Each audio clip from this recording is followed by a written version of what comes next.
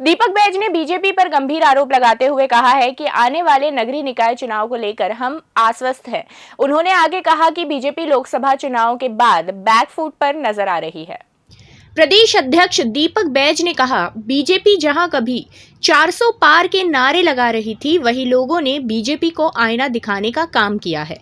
आने वाले नगरीय निकाय चुनाव में हमारे साथ व्यापारी संगठन होंगे, क्योंकि व्यापारी जीएसटी को लेकर और इनकम टैक्स के छापे को लेकर लगातार परेशान हैं। केवल कमीशन खोरी का काम चल रहा है। मुझे पूरा भरोसा है कि आने वाले नगरीय निकाय चुनाव में कांग्रेस की वापसी होगी। आपको पता है, महाज्ञानी मंत्री,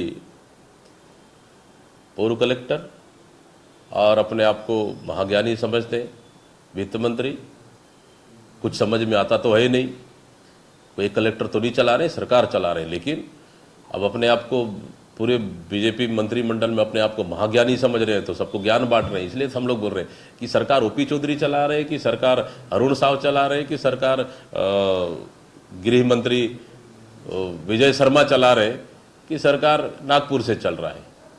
तो सरकार कौन चला रहा है अभी तक पता नहीं।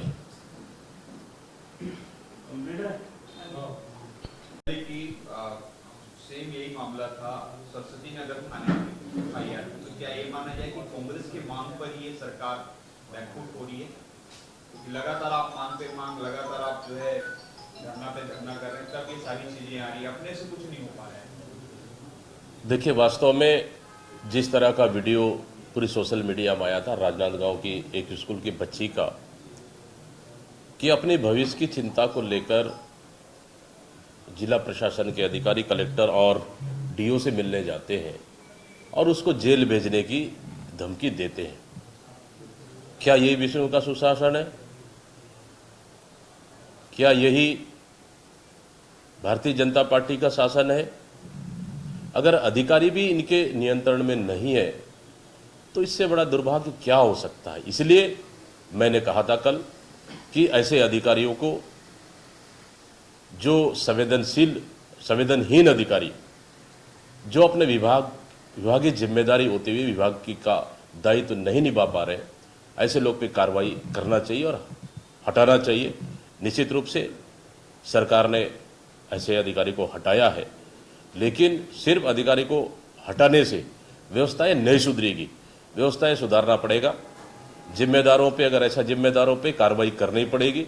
जहाँ जहाँ भी टीचर का अभाव है, शिक्षक का अभाव है, सरकार को तत्काल उन जगहों पर शिक्षक की व्यवस्था करना चाहिए, शिक्षक की नियुक्ति करना चाहिए।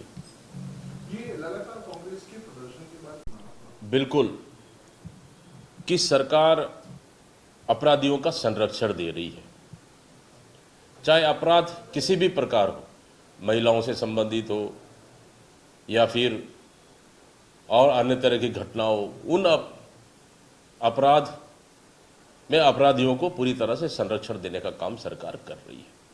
इसलिए एफआईआर तुरंत न कर, कभी तो 5 घंटे लेट, 10 घंटे लेट, 2 दिन बाद एफआईआर हो रही है। इसलिए कानून व्यवस्था छत्तीसगढ़ में पूरी तरह से बिगड़ी हुई है। कानून व्यवस्था सरकार के संरक्षण, नियंत्रण से बाहर है। सरकार खुद, अगर एक एफआईआर अगर करना है, गृह मंत्री और क्या मुख्यमंत्री जी से पूछकर एफआईआर करेंगे? एफआईआर करने के लिए, धारा लगाने के लिए क्या गृह मंत्री या मुख्यमंत्री से पूछ के धारा लगाएंगे? मैं इतना बेबस और लाचार पुलिस प्रशासन को इस सरकार ने पंगु बना दिया, मुख बधिर बना दिया है।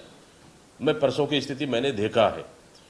तो जहां काउंटर रिपोर्ट होना चाहिए वहां रिपोर्ट नहीं हो रही है। मतलब सरकार, इस भारतीय जनता पार्टी की सरकार में सुशासन नहीं, जंगल राज चल रहा है।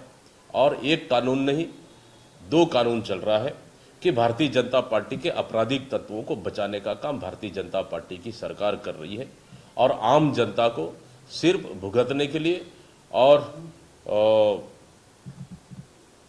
अपराधियों से प्रताड़ित करने के लिए ये सरकार छोड़ दिया है। इसलिए कि कांग्रेस इस तरह के घटनाओं का लगातार विरोध करने के बाद एफआईआर हो रहा है, और उसके बाद गृह मंत्री का बयान कि एफआईआर पहले हो चुका है। इसलिए हमने आईना दिखाया है गृह मंत्री जी को।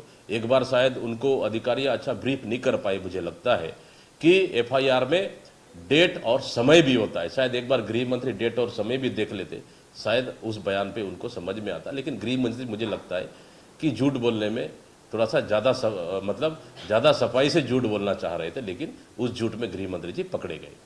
ये विजय बघेल जी ने कल मुख्यमंत्री को चिट्ठी लिखी, ओपी चौधरी जी किसी नहीं आती और पहले सार्वजनिक बयान पत्र, तो क्या भारतीय जनता पार्टी के अंदर सब कुछ ठीक नहीं चल रहा है? देखिए, मैं शुरू से कहते आ रहा हूं, भारतीय जनता पार्टी के अंदर कुछ भी ठीक नहीं चल रहा है। सरकार कौन चला रहा है, छत्तीसगढ़ की जनता आज भी नहीं समझ पाई है कि सरकार दिल्ली से चल रहा है, सरकार नागपुर से चल रहा है, या सरकार यहाँ कभी ओपी चौधरी चला रहे हैं कि डिप्टी सीएम चला रहे अरुण साव जी, या फिर गृह मंत्री चला रहे, या इसके अलावा तीसरा से और कोई चौथा चला रहे। सरकार कौन चला रहा है अभी तक इस 9 महीने में स्पष्ट नहीं हो पाया। इसी का नतीजा है कि भारतीय जनता पार्टी में 2 मंत्री पद खाली है, उसको भर्ती नहीं कर पाए अभी तक का। गुटबाजी चरम पर है और काम करने की इच्छा शक्ति इस सरकार से खत्म हो चुकी है। इसलिए कि सरकार के अंदर इतने ज़्यादा असंतोष फैला हुआ है कि कभी भी मुझे लगता है कि बड़े ब्लास्ट होने में समय नहीं लगेगा। और जिस तरह से विजय बघेल जी का बयान है, निश्चित रूप से इससे साफ साबित होता है कि सरकार में ठीक ठाक नहीं चल रहा है। और सरकार सिर्फ काम करने के बजाय ये जो 3-4 लोग सरकार जो चला रहे हैं ना पर्दे के पीछे से, ये सिर्फ मलाई खाने में व्यस्त है और सरकार जो काम करना चाहिए वो पूरी तरह से नहीं कर पा रही है। हमारी सरकार में थे तो हम लोगों ने छत्तीसगढ़ ओलंपिक कराए,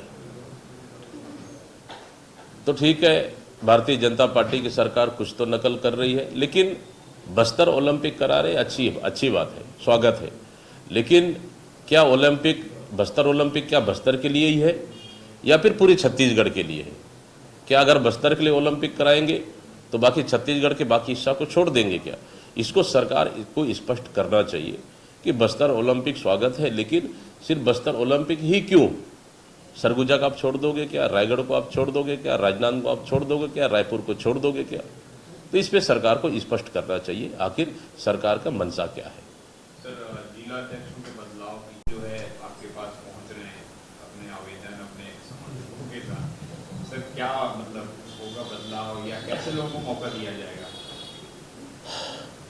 सूचियां बन रही है, नेताओं से लगातार हम लोग चर्चा कर रहे हैं और जल्द ही संगठन में कसावट लाने के लिए निश्चित रूप से मजबूत कार्यकर्ताओं को अवसर देंगे।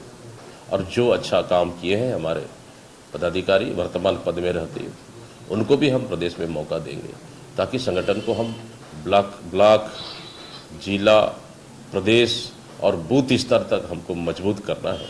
इसके लिए कांग्रेस पार्टी पूरी तरह से फोकस की है, इसके लिए एक्सरसाइज चल रहा है। ये आपके पूर्ववर्ती जितने भी प्रदेश अध्यक्ष की कार्यकारिणी बनाना है, आपके लिए सभी नेताओं के साथ लेना और नई टीम का गठन करना कितनी बड़ी चुनौती है? देखिए, कांग्रेस बड़ी पार्टी है और छत्तीसगढ़ प्रदेश में ब्लॉक अध्यक्ष से लेके जिला अध्यक्ष से लेके पीसीसी सबको हम लोग को मौका देना है। तो सभी नेताओं के साथ चर्चा हो चुकी है और लगातार हमारी बातचीत चल रही है।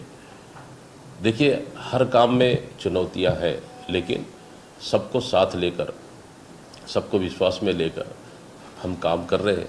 मैं समझता हूँ कोई चुनौती नहीं होगी और जल्द ही हम नई टीम हमारे प्रदेश में दिखेगी और नए लोगों के साथ हम लोग को काम करने का मौका मिलेगा। 10 तारीख को मुख्यमंत्री फोकस कर रही है सदस्यता अभियान को। देखिए, सदस्यता अभियान तो बीजेपी तो सिर्फ निकाय चुनावी नहीं, पूरे देश की लोकसभा के रिजल्ट आने के बाद भारतीय जनता पार्टी वैसी डरी हुई है। और निकाय चुनाव में भी इस समय पूरे हमारे व्यापारी साथी पूरी तरह से कांग्रेस को साथ देंगे, इसलिए क्योंकि जीएसटी के चलते इनकम टैक्स, जीएसटी और इनकम टैक्स के चलते इतने व्यापारियों के ऊपर छापे लगातार पड़ रहे हैं, लगातार छापे पड़ रहे हैं। ये सिर्फ कमीशन खोरी के लिए छापे पड़ रहे हैं और पूरे व्यापारी दहशत में हैं, पूरे व्यापारी डरे हुए, सहमे हुए हैं, काम नहीं कर पा रहे, व्यापार नहीं कर पा रहे, व्यापार चौपट हो रहा है। सिर्फ एक महाज्ञानी मंत्री के कमीशन खोरी के चलते पूरे व्यापारियों के व्यापार को चौपट कर दिया गया है छत्तीसगढ़ में। कहीं ना कहीं व्यापारियों में भी आक्रोश है, इसका लाभ भी कांग्रेस को मिलेगा और निश्चित रूप से हम लोग जमीनी स्तर पर काम कर रहे हैं और सदस्यता अभियान भारतीय जनता पार्टी का पूरी तरह से ढकोसला है। उस समय सदस्यता अभियान में आधे से ज़्यादा तो अपराधी तत्व के लोग सदस्यता ग्रहण कर रहे हैं और भारतीय जनता पार्टी, मैंने कहा भारतीय जनता पार्टी अपराधियों को बचाने का काम कर रहा है, इसलिए भारतीय जनता पार्टी में सदस्यता अभियान सबसे ज़्यादा अपराधी लोग ही सदस्य बन रहे हैं। आमतौर पर ऐसे कार्यक्रम जो होते हैं वो 2-2.5 साल बाद होते हैं। देखिए, वास्तव में सच्चाई है कि विधानसभा घेराव देखेंगे तो 3 साल बाद विधानसभा घेराव होता है किसी भी विपक्ष के दल द्वारा। सीएम हाउस घेराव 2-2.5 साल के बाद होता है। लेकिन इस भारतीय जनता पार्टी की सरकार में इनकी नाकामी, बढ़ते अपराध और महिलाओं पे लगातार गैंगरेप, प्रतिदिन गैंगरेप की घटनाओं को लेकर प्रदेश कांग्रेस ने लगातार विरोध दर्ज कराया है। प्रेस कॉन्फ्रेंस पूरे जिले में, फिर मौन प्रदर्शन भी हुआ। अब इसी की कड़ी में महिला कांग्रेस, प्रदेश महिला कांग्रेस ने ऐलान किया है कि 10 तारीख को सीएम हाउस का घेराव करेंगे। निश्चित रूप से छत्तीसगढ़ की महिलाएं डरे और सहमे हुई है, इस सरकार में सुरक्षित बिल्कुल भी नहीं है। मैंने कहा कि रिपोर्ट दर्ज करने के लिए, एक छोटा सा एफआईआर दर्ज करने के लिए सीएम हाउस से अनुमति लेना पड़ता है। मतलब समझ जाइए कि पुलिस प्रशासन कितनी बेबस हो चुकी है इस सरकार में। अगर पुलिस प्रशासन को अगर थोड़ा सा अपने काम और दायित्व की जिम्मेदारी फ्री होकर कर देते, मुझे लगता है कि क्राइम रुक जाता, इतनी बड़ी घटनाएं नहीं होती। लेकिन सरकार अपने भारतीय जनता पार्टी के कार्यकर्ताओं को बचाने के लिए, अपने पार्टी से जुड़े अपराधियों को बचाने के लिए, और ये कानून व्यवस्था सिर्फ भारतीय जनता पार्टी के नेताओं को सुरक्षित करने के लिए ही पुलिस प्रशासन काम कर रही है। और विरोधियों को ऊपर एफआईआर करो, विरोधियों को लाठी मारो, विरोधियों को जेल भेजो, फर्जी केस में उनको अंदर डाल दो, यही पूरी षड्यंत्र चल रहा है। तो इस तरह से पूरे अगर देखें, कानून व्यवस्था छत्तीसगढ़ में चरमरा चुकी है कि यहाँ कानून का राज नहीं बल्कि छत्तीसगढ़ में जंगल राज चल रहा है। इसलिए प्रदेश महिला कांग्रेस ने ऐलान किया है कि 10 तारीख को ऐतिहासिक सीएम हाउस का घेराव होगा और उसके लिए महिला कांग्रेस बृहद रूप से तैयारियां कर रही है।